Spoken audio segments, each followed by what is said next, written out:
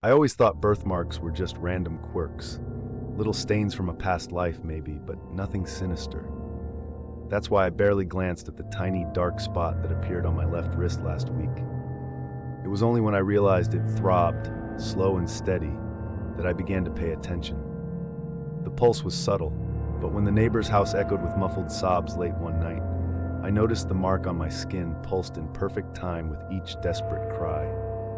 At first, I convinced myself it was a coincidence.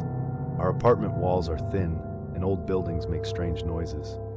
But every night, as the crying returned, the birthmark's rhythm matched it exactly, never a beat out of sync. I pressed my wrist against the wall, shivering at the icy chill that seeped through. The cries weren't just sounds anymore.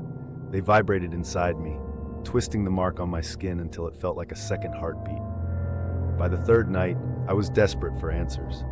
I watched my neighbor's window, searching for any sign of what was happening in the locked basement below. My wrist burned whenever the crying grew louder, and sometimes in the silence between sobs, I swear I could hear whispers, words I couldn't quite understand, urging me to look closer, to listen harder. Sleep became impossible. I was tethered to the suffering next door by something I couldn't see. Tonight, I finally gave in. I pressed my palm to the birthmark as the cries began, and a sudden vision flooded my mind. A pale hand reaching through darkness, fingertips brushing the cold earth, etched with a mark identical to mine. The realization hit me. Someone was trapped below, and whatever bound them was now binding me. The last thing I heard before blacking out was my neighbor's voice, low and trembling, whispering through the wall, "Welcome to the family."